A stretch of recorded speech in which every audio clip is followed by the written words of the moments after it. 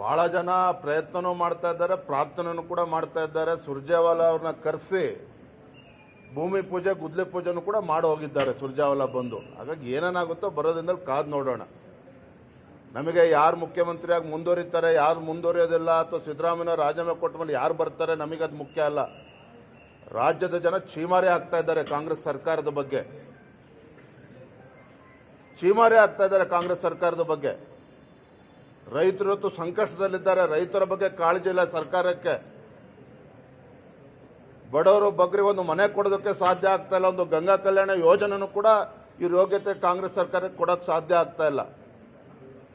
ಮುಖ್ಯಮಂತ್ರಿ ಸರ್ಕಾರ ಯಾರು ಇದ್ರೆಷ್ಟು ಬಿಟ್ರೆಷ್ಟು ರಾಜ್ಯದ ಜನರಿಗೆ ಯಾವುದೇ ಒಂದು ಬದಲಾವಣೆ ಅಂತೂ ಕಾಣೋದಕ್ಕೆ ಸಾಧ್ಯ ಇಲ್ಲ, ಅಭಿವೃದ್ಧಿನೂ ಕೂಡ ಕಾಣೋದಕ್ಕೆ ಸಾಧ್ಯ ಇಲ್ಲ. ರಾಜ್ಯದಲ್ಲಿ, ಕರ್ನಾಟಕ ರಾಜ್ಯದ ಇತಿಹಾಸದಲ್ಲಿ ಮೊದಲ ಬಾರಿಗೆ ಕಾಂಗ್ರೆಸ್ ಸರ್ಕಾರ ಬಂದ ಮೇಲೆ ಮೊದಲ ಬಾರಿಗೆ ಸರ್ಕಾರಿ ನೌಕರಿಗೆ ಸಂಬಳ ಕೊಡೋದಕ್ಕೆ ಸಾಧ್ಯ ಆಗ್ತಾ ಇಲ್ಲ.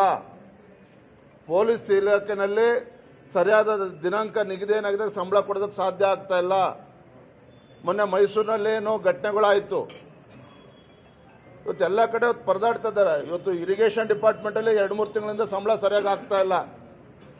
ಎಲ್ಲ ಇಲಾಖೆಗಳಲ್ಲೂ ಕೂಡ ಇದೇ ಪರಿಸ್ಥಿತಿ. ಇಂಥ ದರಿದ್ರ ಸರ್ಕಾರ ರಾಜ್ಯದ ಜನರ ಪಾಲಿಗೆ ಬದುಕಿಲ್ಲ ಅಂತೇಳಿ ಜನಸಾಮಾನ್ಯರು ಮಾತನಾಡ್ತಾ ಇದ್ದಾರೆ. ಹಾಗಾಗಿ ಮುಖ್ಯಮಂತ್ರಿ ಯಾರಾಗ್ತಾರೆ ಯಾರಾಗಲ್ಲ ಅದು ಪ್ರಶ್ನೆ ಅಲ್ಲ. ಯಾರಿದ್ರು ಕೂಡ ಪರಿಸ್ಥಿತಿ ಅಂತೂ ಬದಲಾವಣೆ ಆಗೋದಿಲ್ಲ.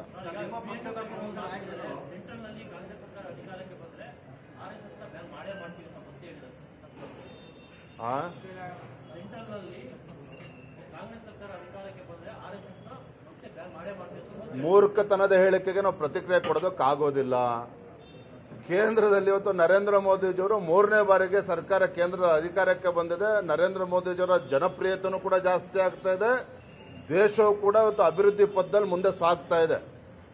ಪುಕ್ಷಟ ಭಾಷಣ ಮಾಡಿದ್ರೆ ಇವತ್ತು ಭಾರತ 4ನೇ ದೊಡ್ಡ ಆರ್ಥಿಕ ಶಕ್ತಿಯಾಗಿ ಹೊರಹೊಮ್ಮೋದಕ್ಕೆ ಸಾಧ್ಯ ಆಗೋದಿಲ್ಲ.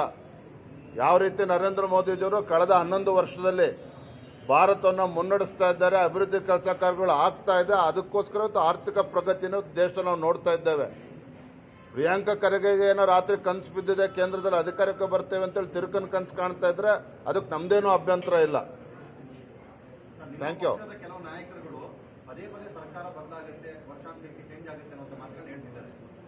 ಬರೇ ನಮ್ಮ ಪಕ್ಷದ ನಾಯಕರಲ್ಲ ರೀ, ಜನಸಾಮಾನ್ಯರು ಕೂಡ ಮಾತನಾಡ್ತಾ ಇದ್ದಾರೆ. ಆಡಳಿತ ಪಕ್ಷದ ಶಾಸಕರು ಮಾತಾಡ್ತಾ ಇದ್ದಾರೆ. ಇವತ್ತು ರಾಮನಗರದ ಶಾಸಕ ಇಕ್ಬಾಲ್ ಅವ್ರ ಹೇಳಿಕೆಗೆ ಮುಖ್ಯಮಂತ್ರಿಗಳು ಏನು ಪ್ರತಿಕ್ರಿಯೆ ನೀಡ್ತಾರೆ?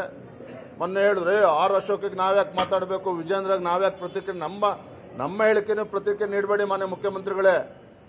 ನಿಮ್ಮ ಪಕ್ಷದ ಆಡಳಿತ ಪಕ್ಷದ ಕಾಂಗ್ರೆಸ್ ಪಕ್ಷದ ಶಾಸಕರೇ ಇವತ್ತು DK ಶಿವಕುಮಾರ್ ಜೊತೆ 100 ಜನ ಶಾಸಕರಿದ್ದಾರೆ.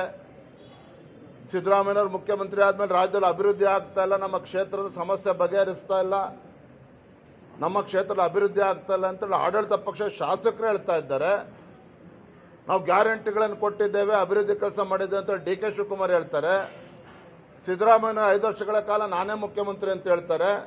ಇನ್ನೊಂದು ಕಡೆ ಸುರ್ಜೇವಾಲಾಯಿಂದ ಕರೆಸಿ ಗುದ್ಲಿ ಪೂಜೆ ಮಾಡ್ತಾರೆ ಮುಖ್ಯಮಂತ್ರಿ ಗಾದಿಗೆ. ಹಂಗಾಗಿ ಏನೇನು ನಡೀತಾ ಇದೆಯೋ ಬರೋದ್ರಿಂದ ನೀವೇ ಕಾದು ನೋಡಿ ರಾಜ್ಯದಲ್ಲಿ ಯಾವ ರೀತಿ ರಾಜಕಾರಣ ಬದಲಾವಣೆಗಳು ಆಗ್ತದೆ ಅನ್ನೋದು. ಥ್ಯಾಂಕ್ ಯು, ಧನ್ಯವಾದ.